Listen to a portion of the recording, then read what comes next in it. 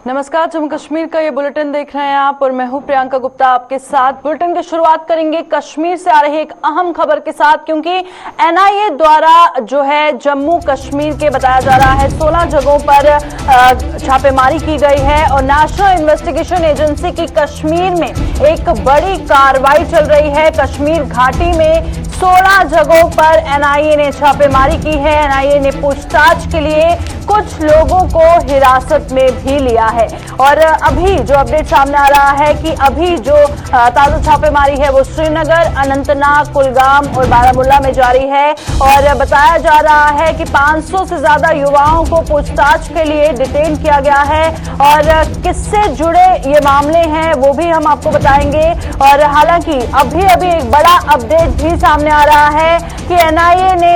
कश्मीर में 40 टीचर्स को समन जारी किया है और हाल ही में जो सिविलियन किलिंग्स हुई हैं कश्मीर में उसी को लेकर ये समन जारी किया गया है। और साथ ही ये भी बताया जा रहा है 2 और जो केसेस हैं, चाहे हम publication IS voice Hind anti India propaganda magazine के पब्लिकेशन की बात करें या टीआरएफ यानी द रेजिस्टेंस फ्रंट की बात करें, इन 2 सिलसिलों में भी इस तरह की कार्रवाई एनआईए द्वारा की जा रही है। और ये बताया जा रहा है कि जिन लोगों को डिटेन किया गया है उनका जो ताल्लुकात हैं वो जमाते इस्लामी, तहरीके हुर्रियत और बाकी आतंकी तंजीमों के साथ भी हो सकते हैं। तो सुबह से ही एनआईए की ये बड़ी कार्रवाई वादी कश्मीर में जारी है। 16 जगहों पर एनआईए द्वारा छापेमारी की गई है और अभी श्रीनगर, अनंतनाग, कुलगाम और बारामूला में एनआईए की छापेमारी लगातार जारी है। तो ताबड़तोड़ छापेमारी जारी है, उससे जुड़ी तमाम जानकारी हम आप तक पहुंचाएंगे। फिलहाल बताया जा रहा है कि वॉइस ऑफ हिंद और टीआरएफ के ठिकानों पर जो है कार्रवाई की जा रही है, इससे जुड़े मामलों पर कार्रवाई की जा रही है और बहुत सारे युवाओं को इस सिलसिले में डिटेन भी किया गया है। चलिए रुक करते हैं, श्रीनगर से हमारे संवाददाता सैयद तजम्मुल इस्लाम हमारे साथ ज्वाइन कर चुके हैं। तजम्मुल, बताइएगा एनआईए की छापेमारी कहां सुबह से की गई है, कितने लोगों को डिटेन किया गया है पूछताछ के लिए?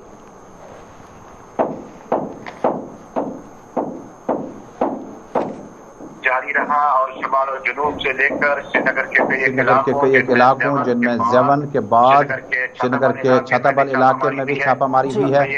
कई एक अपराध को डिटेन किया गया और उसके बाद डिजिटल डिवाइसेस जिनमें मोबाइल वगैरह है उससे भी अपनी तहवील में कौमी तहकीकाती ब्यूरो ने लिया। और इसी तरह से क्रेरी, बारामूला के कई एक इलाकों में, जबकि अछबल, अनंतनाग के कई एक इलाकों में छापामारी के बाद कई अफराद की गिरफ्तारी अमल में लाई गई। यह छापामारी किस सिलसिले में थी? एनआईए के सीनियर सुपरिटेंडेंट पुलिस खुद इस छापामार कार्रवाई की क़यादत कर रहे थे। बाद में जम्मू कश्मीर पुलिस और सीआरपीएफ की नफरी भी साथ में थी। कौमी तहकीकाती ब्यूरो ने आज अलग सुबह तकरीबन 7 बजे के आसपास शुमाल और जनूब सेंट्रल कश्मीर के कई एक इलाकों में छापामार कार्रवाई के दौरान कई अफराद से पूछताछ की। पूछताछ न सिर्फ जम्मू कश्मीर में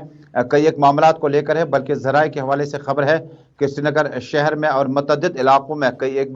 कई एक मौकों पर नामालूम बंदूक बरदारों की तरफ से आम शहरों की हिलाकत, डॉक्टर बिंद्रू के बाद सिख परिवार को जिस तरह से और पंडित परिवारों को जिन मुश्किलात से गुजरना पड़ा, इस सिलसिले में आज की छापामारी के मतलब बड़े अहम माने जाते हैं। लेकिन इसी बीच में बड़ी अहम और ब्रेकिंग खबर अब ये आ रही है कि जम्मू कश्मीर में एनआईए की टीम ने जम्मू कश्मीर के श्रीनगर शहर से 40 असातिज़ा यानी 40 टीचर्स, लेक्चरर्स और मास्टर्स को तलब किया। आज इन्हें एनआईए के ऑफिस वाक़या चर्च लेन श्रीनगर में 4 बजे तलब किया गया। 40 असातिज़ा का ताल्लुक श्रीनगर शहर के मुख्तलिफ हाई स्कूल्स और हायर सेकेंडरी से हैं और उनको भी उसी केस के सिलसिले में आज तहकीकाती ब्यूरो ने बुलाया, जिसमें हालिया दिनों हिलाकतें हुई और उसके बाद ये जो लेक्चरर, टीचर, महकमा एजुकेशन में तैनात है, इनके खिलाफ सोशल मीडिया के इस्तेमाल और कई एक महफिलों में काम करने का इल्ज़ाम भी आयद है। कई एक जमातों के साथ ताल्लुकात जिनमें जमात इस्लामी, तहरीक हुर्रियत और बाकी जो है इस्लामी तंजीमें शामिल हैं। छापामारी का मरकज ऐसा पहली बार हुआ कि जब टीचर्स को एनआईए ने अपने ही ऑफिस वाक़या चर्च लेन श्रीनगर में तलब किया है और इस छापामारी के बाद टीचर से 4 बजे पूछताछ शुरू की जाएगी, जिसमें मास्टर्स, लेक्चरर्स शामिल हैं और क्या कुछ इल्जामात इनके खिलाफ होगी और क्या कुछ आगे निकल सकता है। जी बिल्कुल, एक बड़ा अपडेट जिस तरह से आपने सभी को रूबरू करवाया कि 40 टीचर्स को समन जारी किया गया है और क्या बताया जा रहा है कि इनके ताल्लुकात किस तरह से हो सकते हैं, क्योंकि ये भी खबर सामने आ रही है कि जिन लोगों को डिटेन किया गया है, 400 से ज्यादा लोगों को जम्मू कश्मीर पुलिस ने डिटेन किया है, उनके जो ताल्लुकात हैं जमात इस्लामी, तहरीक हुर्रियत या बाकी आतंकी तंजीमों से भी हो सकते हैं। और हाल ही में जो सिविलियन किलिंग्स हुई हैं उसे लेकर भी ये बड़ी कार्रवाई एनआईए द्वारा की गई है। बिल्कुल प्रियंका, जब आप जम्मू कश्मीर में टीचर्स, लेक्चरर्स और मास्टर्स को इस तरह से देखते हैं कि उन्हें तलब किया जा चुका है, इसके गालिबन मतलब है कि जो मरासिम या जो ताल्लुकात उनके नजरियाती तौर पर जो उनकी आइडियोलॉजी के साथ मैच कर रहे थे, चाहे वो जम्मू कश्मीर में जमात अहले हदीस हों, मीरवाइज उमर फारूक की तंजीम हो या बाकी इस्लामी तंजीमें हों जो कि सिर्फ और सिर्फ इस्लामी तालीमात पर ही काम करते हैं। लेकिन ज़राए के हवाले से खबर है कि जिन 400 अफराद को डिटेन किया गया, 400 का फिगर बहुत ज़्यादा होता है और जब आप 35 से 370 धारा ख़त्म होने के बाद गिरफ्तारियों की लिस्ट मांग रहे हैं तो उसमें उतनी ज़्यादा तादाद नहीं है जितनी आज 400 के करीब लोगों को गिरफ्तार किया जा चुका है। 3 तरह की गिरफ्तारियां हुई है। एक ये कि नामालूम बंदूक बरदारों का ताल्लुक किस तरह से था, अपना घटना कहां से था। नंबर 2, जम्मू कश्मीर में नजरियाती इख्तलाफात, कौमी दायरे के बाहर सोच रखने वाले, क्योंकि हमने गुलिस्तान न्यूज़ ने पहले ही खबर ब्रेक की थी कि अब न सिर्फ नेशनलिज्म न रखने वालों के खिलाफ भी कार्रवाई की जा सकती है, जो लोग मीन स्ट्रीम को, जो लोग इस कौमी दायरे को कदर मुख्तलिफ सोच रखकर आगे चलते हैं उनके खिलाफ भी शायद कानूनी कार्रवाई अमल में लाई जाएगी। और अब यह भी खबर आई है कि जो शख्स यूपा के तहत गिरफ्तार किया जाएगा उसका व्हीकल, उसका एसेट, उसका मकान जो है उसको भी जब्त किया जा सकता है। यानी कुल मिलाकर जिन 40 टीचर्स का तलब किया है एनआई ने, उसमें न सिर्फ हारवन से, छाताबल से, मुतअद्दिद इलाकों से, शहर श्रीनगर के जो हमारे हायर सेकेंडरीज हैं या स्कूल वगैरह हैं उनसे उन्हें तलब किया जा रहा है। लेकिन इसमें प्रियंका एक अहम बात है कि एडिशनल डिप्टी कमिश्नर श्रीनगर जो है हनी बाल्की साहब, उनके हस्ताक्षर यानी दस्तखत करदा नोटिफिकेशन निकल चुका है ज़ेडईओज़ को, और उसके बाद जो zonal education officer, chief education officer, principles वगैरह को जहां जहां ये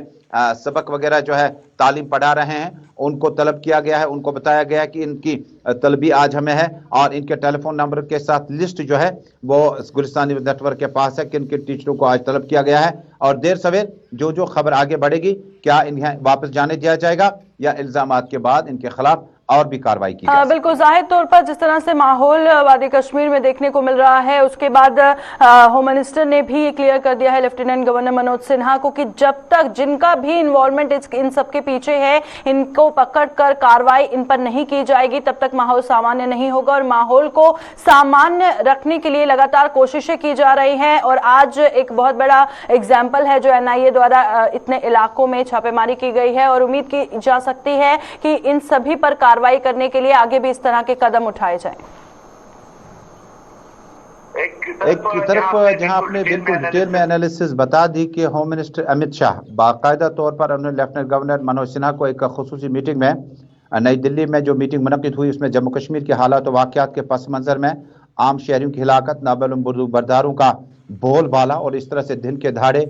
दहाड़े और उसके बाद रात में इस तरह के कातलाना हमलों के बाद किन अफराद को गिरफ्तार किया जा सकता है। और मनोज सिन्हा ने जम्मू कश्मीर पुलिस और बाकी एजेंसीज को मुतनबह किया कि वो मुकर्रर वक्त तक कार्रवाई करें और जिन अफराद के खिलाफ भी केसेस वगैरह हों, इल्जामात हों, उनके खिलाफ सख्त से सख्त कार्रवाई करें। और सख्त लहजे में ये पैगाम दिया कि अब जम्मू कश्मीर में जो यूनियन मिनिस्ट्री है, जो मरकज में प्राइम मिनिस्टर, होम मिनिस्टर और डिफेंस मिनिस्टर के साथ साथ जम्मू कश्मीर की यूटी एडमिनिस्ट्रेशन के जो हेड है LG मनोज सिन्हा, अब ये सख्त रवैया इख्तियार करेंगे। और उसके बाद जो ये मामला हुए, क्योंकि काफ़ी तनकीद हुआ और एक वक्त में जब आपको याद होगा कि उमर अब्दुल्ला ने अपने बयान में आलूची बाग जाकर कहा था कि अगर उमर अब्दुल्ला को 3 माह पहले धनक लगी थी कि माइनॉरिटीज़ पर हमले हो सकते हैं तो क्या गवर्नमेंट को ये इनपुट नहीं मिला था, जिसकी वजह से काफ़ी ज़्यादा सीरियसली इस स्टेप को होम मिनिस्टर ने लिया हुआ है कि आखिर जो man and machinery Jammu Kashmir सरकार की है, खुसूसन पुलिस की, SOG और मुख्तलिफ विंग्स की, यही वजह है कि नई दिल्ली से 3 अफसरान जो है श्रीनगर में खीमा जन हैं, जिसमें IB के सीनियर एक अफसर भी मौजूद हैं। और उम्मीद की जाती है कि आइंदा कुछ दिनों में जो है छापामारी तेज़ होगी, गिरफ्तारियां तेज़ हो सकती है और जम्मू कश्मीर के सियासी लीडरान इसके पस मंजर में क्या कुछ बयान देंगे। महबूबा मुफ्ती किश्तवाड़ रवाना हो चुकी है और सियासी लीडरान का बयान भी बड़ी अहमियत का हामिल है। बिल्कुल शुक्रिया तजमुल, हमारे से ज्वाइन करने के लिए, तमाम जानकारी फराहम करने के लिए। सैयद तजुमुल इस्लाम जिस तरह से जिक्र कर रहे थे, आज एक जिस तरह से सुबह से देखने को मिल रहा है एनआईए द्वारा 16 जगहों पर वादी कश्मीर में छापेमारी की गई है और छापेमारी तेज हो सकती है क्योंकि कार्रवाई जल्द से जल्द करने के जिस तरह से ऑर्डर जारी किए गए हैं और उसी के चलते उम्मीद है कि जिनकी भी इन्वॉल्वमेंट इन सब के पीछे है, माहौल को बिगाड़ने की कोशिशें की जा रही हैं, उनको एक एक करके ढूंढ निकाला जाएगा और उन पर सख्त से सख्त कार्रवाई की जाएगी।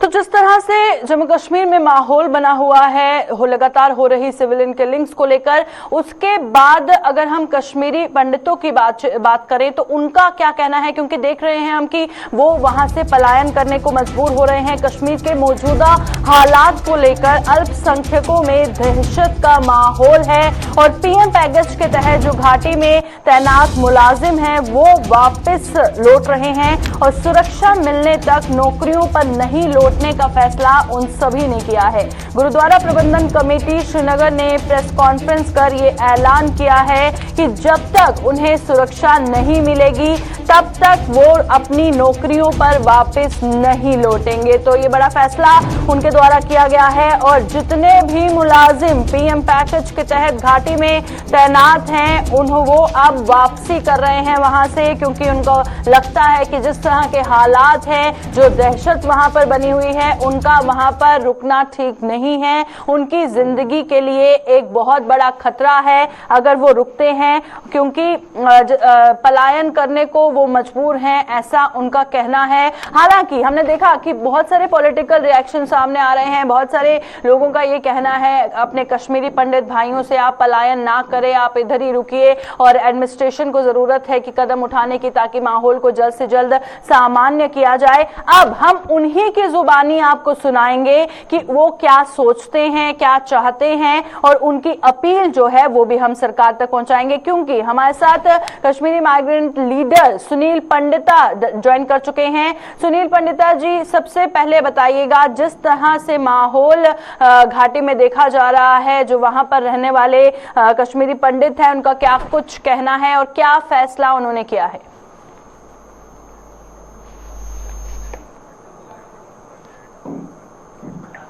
चैनल पर रखने के लिए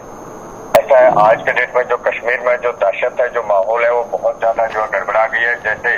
1990 में था वैसे आज के डेट में दिख रहा है, जो कि मैं मानता हूँ इसमें जो है ना लोकल लोगों को भी इसमें जो है ना साथ देना चाहिए और उनको जो है इस समय मेरे ख्याल जो है ना खुल जल के जो है ना कि उनको निकलना चाहिए घरों से बाहर और उनको जो है ना इस चीज पर जो है ना एक्शन लेना चाहिए। सरकार जो हमारी हर समय जो है सो ही रहती है,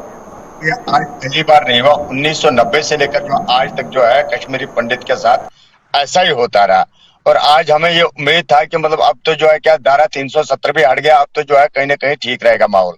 लेकिन कुछ शरारत पसंद लोग जो है कि जो चाहते हैं हमारा जो भाईचारा है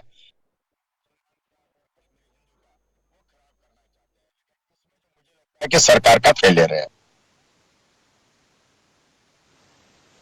हालात बनते नजर आ रहे हैं जिसके चलते जो वहां पर रहने वाले जो पीएम पैकेज के तहत मुलाजिम गए थे वो वापसी करना चाहते हैं और सुरक्षा की मांग वो कर रहे हैं। क्या कुछ और मांगे हैं और अगर इन मांगों पर जल्द गौर नहीं किया गया तो अगला कदम क्या होगा?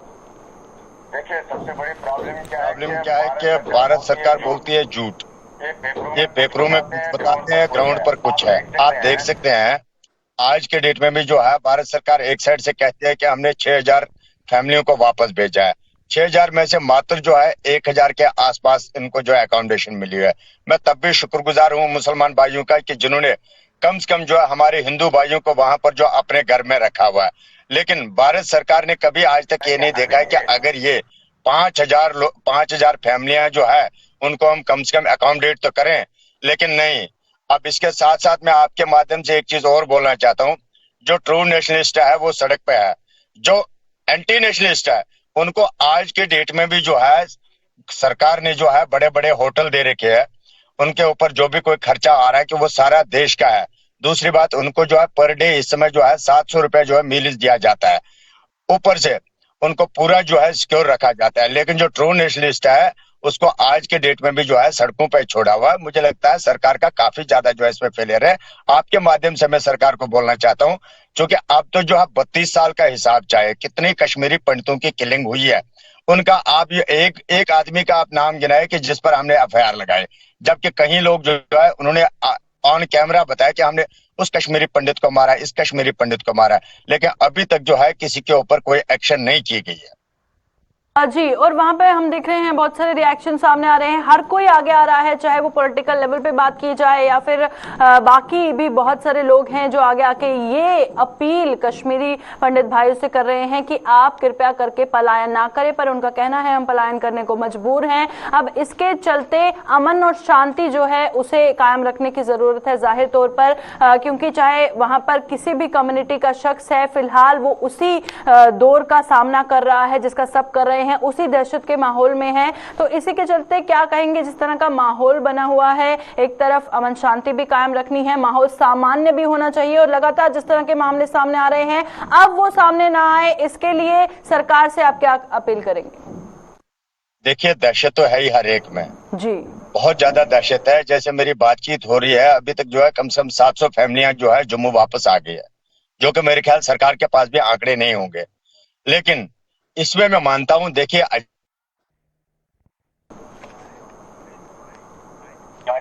सीआईडी हमारे, तो मुझे बताया कि ये लोग कर क्या रहे हैं वहां पर जी, ये लोग क्या कर रहे हैं वहां पर। मुझे ये चीज समझ में नहीं आ रहा है कि सरकार जो है ना बेट तब आए कि पाकिस्तान ने किया। मैं मानता हूँ पाकिस्तान जो है खराब कंट्री है, उसने हमारे देश का जो है बुरा हाल कर रखा है, लेकिन हमारे आज की जितने भी चीज है वहां पर वो क्या कर रहे हैं, कैमरा लगे,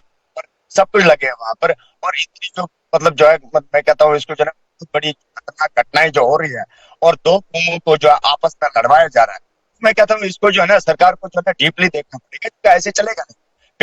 पेपरों में लिखने से नहीं होगा, टीवी पर जो है ना बड़े बड़े दावे कहने से नहीं होगा। मैं ये कश्मीरी पंडित हूं, मैं आज भी चाहता हूं कि जो मेरा घोंसला मुझे वापस मिले, मैं अपने घोंसले में वापस जाऊं। लेकिन यदि भारत सरकार की यही पॉलिसी रही, मुझे नहीं लगता जो आने वाले दिनों में कोई कश्मीरी पंडित जो है कश्मीर में रहेगा। बिल्कुल, शुक्रिया सुनील पंडिता जी हमारे साथ ज्वाइन करने के लिए। तो कश्मीरी माइग्रेंट लीडर सुनील पंडिता हमारे साथ लाइव ज्वाइन किए थे, और आपने उन्हीं की जुबानी सुना कि क्या चाहते हैं जो कश्मीरी माइग्रेंट हैं और उनकी क्या आवाज है, क्योंकि उनका कहना है कि 700 से ज्यादा फैमिलीज जो हैं वो अभी तक पलायन कर चुकी हैं, और ऐसा माहौल ना किसी ने इस तरह की उम्मीद की थी और ना कोई चाहता है कि ऐसा माहौल बने। फिर भी बार बार उनसे अपील की जा रही है कि आप वहां से पलायन ना करें, वहीं पर रहें। और उन्होंने जिस तरह से जिक्र किया, चाहे उनके जो मुस्लिम भाई भी हैं, जो मुस्लिम फैमिलीज हैं, उनका बहुत ज्यादा सपोर्ट रहता है, और ये मुसीबत जो है एक पे नहीं आई है, किसी एक कम्युनिटी पे नहीं आई है, पूरा जो कश्मीर है, उनकी आम आवाम है, वो इससे सफर कर रही है। तो ये यही उम्मीद लगाई जा रही है कि उनको सुरक्षा की जो मांग है वो पूरी की जाएगी, और ऐसे कदम जल्द से जल्द उठाए जाएंगे ताकि माहौल को सामान्य बनाया जा सके।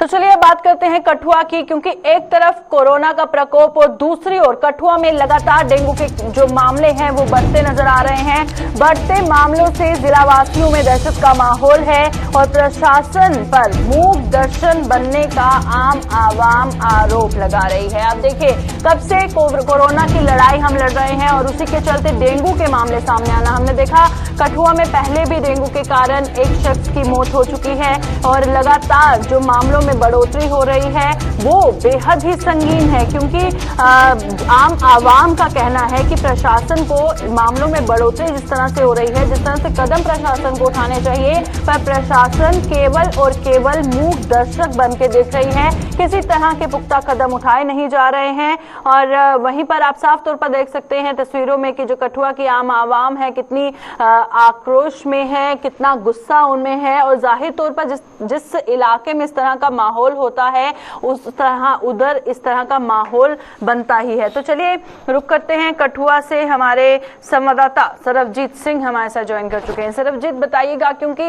लगभग हर रोज हम बात करते हैं इस पे, जो डेंगू के बढ़ते कठुआ में मामले हैं और उसी के चलते जाहिर तौर पर बहुत सारे लोगों की जान को खतरा है। अब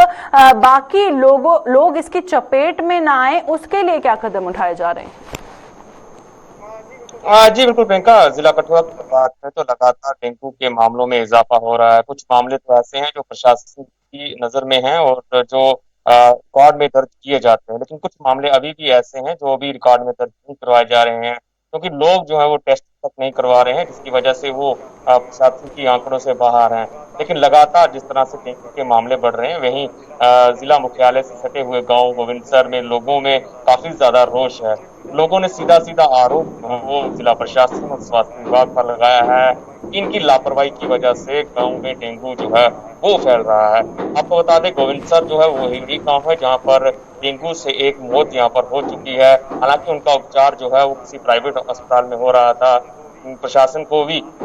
बाद में इस बात का पता चला है, जब टेस्ट की रिपोर्ट पॉजिटिव आई है, उसके बाद ही प्रशासन को बात का पता चला है कि ये मौत जो है वो डेंगू की वजह से हुई है। लेकिन लगातार गोविंदसर गांव की अगर बात करें तो यहाँ पर डेंगू के मामलों में इजाफा हो रहा है। हर दूसरे घर को छोड़कर कोई ना कोई बीमार जरूर है यहाँ पर, और लक्षण जो है वो पूरे डेंगू की तरह ही है। लोगों का आरोप है कि गांव में ना तो साफ सफाई है और ना ही यहाँ पर व्यवस्था है। गांव की जो डिस्पेंसरी है यहाँ पर ये मात्र कोविड वैक्सीनेशन सेंटर तक ही सीमित है। लोगों को उपचार जो है यहाँ पर नहीं मिल रहा है। अगर टेस्टिंग के लिए जीएमसी कठुआ जाना पड़ता है, वहाँ पर 3 दिन बाद रिपोर्ट आती है। इसके अलावा इन लोगों का ये भी आरोप है कि लोग दिहाड़ीदार तबके से बिलोंग करते हैं और उनको कई तरह की परेशानी होती है, क्योंकि जब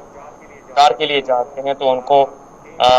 कई महंगी दवाएं जो है वो लेनी पड़ती हैं। लेकिन लोगों का आरोप ये है कि प्रशासन चाहे तो कुछ भी कर सकता है और समय पर इस डेंगू की रोकथाम के लिए बेहतर उपचार उपाय जो है वो कर सकता है। और उन्होंने ये भी आरोप लगाया कि गांव में जो व्यवस्था है वो पूरी तरह से चल है, जिसकी वजह से गांव में डेंगू का खतरा बना हुआ है। हाँ बिल्कुल, एक तरफ कोरोना का खतरा, दूसरी ओर डेंगू का खतरा। अब जाहिर तौर पर माहौल का अंदाजा हम लगा सकते हैं, और क्या कहेंगे कि अब क्या उनकी मांग है आम जनता की कि क्या कुछ फैसिलिटीज उन्हें देने की जरूरत है, कहाँ पे कमी पेशी आ रही है, और ऑफिशियल्स की तरफ से, अस्पताल प्रशासन की तरफ से कुछ कहा गया है, किस तरह की उनकी तैयारियां हैं?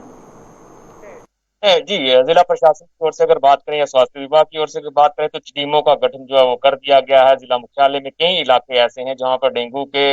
मरीज सामने आए हैं। जो लोग भी संदिग्ध हैं या लोग बीमार हैं, जब उनको बुखार है या डेंगू के लक्षण है, प्रशासन उनको कह रहा है कि आप फौरन तौर पर डेंगू का जो है वो टेस्ट करवाएं, ताकि आपको पता चल सके कि ये डेंगू तो नहीं है। वही दूसरी ओर प्रशासन जो है वो डेंगू से बचने के लिए छिड़काव कर रहा है, जरूरी दवाइयां जो है वो दी जा रही हैं। इसके अलावा अगर बात करें तो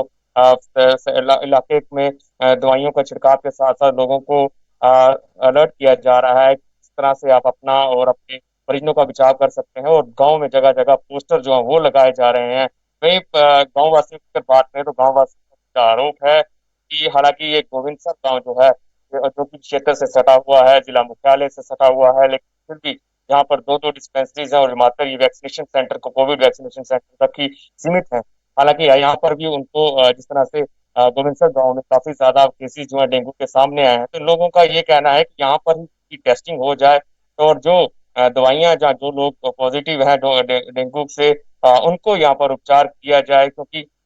ये लोग दिहाड़ी तबके से बिलोंग करते हैं। ज्यादा खर्चा ये लोग नहीं उठा सकते। इस ऐसे में लोगों की यही डिमांड है कि गांव में एक तो सफाई की व्यवस्था की जाए और जो लोग संदिग्ध हैं और जो लोग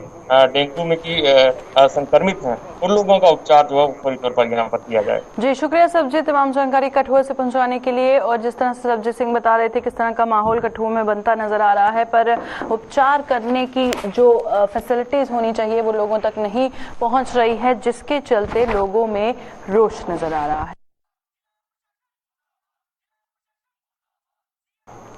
जम्मू कश्मीर मामलों की कांग्रेस प्रभारी व सांसद रजनी पाटिल ने घाटी में आतंकियों के हाथों मारे गए लोगों के परिजनों से भेंट करने के बाद जम्मू का दौरा किया। और इस दौरान सांसद रजनी पाटिल ने ईदगाह स्कूल में आतंकी हमले में मारे गए शिक्षक स्वर्गीय दीपक चंद के परिजनों से मुलाकात की और उन्हें सांत्वना दिया और उनका दुख साझा किया। इस अवसर पर उनके साथ कांग्रेस प्रदेश अध्यक्ष जे मीर, पूर्व मंत्री रमन भल्ला और मुख्य प्रवक्ता रविंद्र शर्मा सहित अन्य पार्टी नेता भी मौजूद रहे। इस अवसर पर रजनी पाटिल ने कहा कि कश्मीर में अल्पसंख्यक समुदाय की सुरक्षा के लिए प्रभावी कदम उठाए जाने चाहिए। मोदी सरकार कश्मीर में अल्पसंख्यक समुदाय को सुरक्षा प्रदान करने में नाकाम रही है और कांग्रेस प्रदेश अध्यक्ष ने केंद्र और प्रदेश सरकार पर निशाना साधते हुए कहा कि घाटी के सामान्य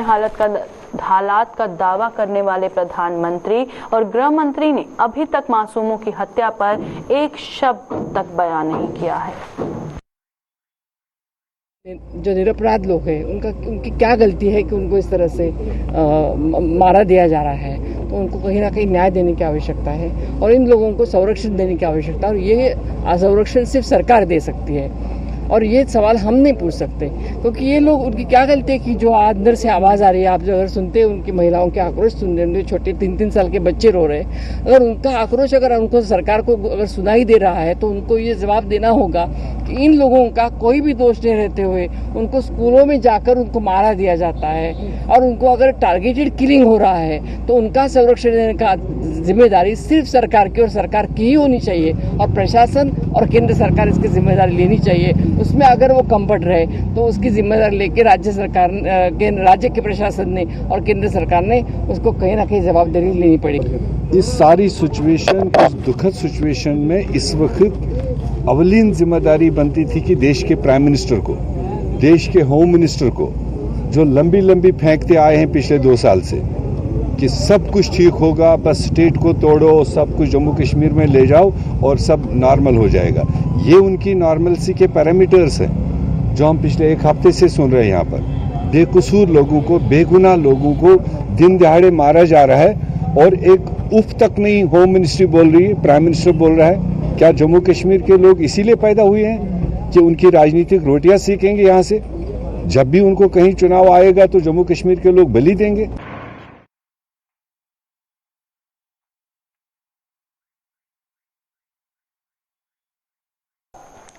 कश्मीर घाटी में आतंकियों द्वारा अल्पसंख्यकों को निशाना बनाकर उनकी की जा रही हत्याओं को लेकर जम्मू सूबे के लोगों में खासा रोष है। बीते दिनों श्रीनगर के ईदगाह इलाके में आतंकी हमले के शिकार हुए स्कूल टीचर और प्रिंसिपल की मौत को लेकर डिग्याना में लोगों ने कैंडल मार्च निकाला और सरकार से आतंकियों पर कड़ी कार्रवाई करने की मांग की।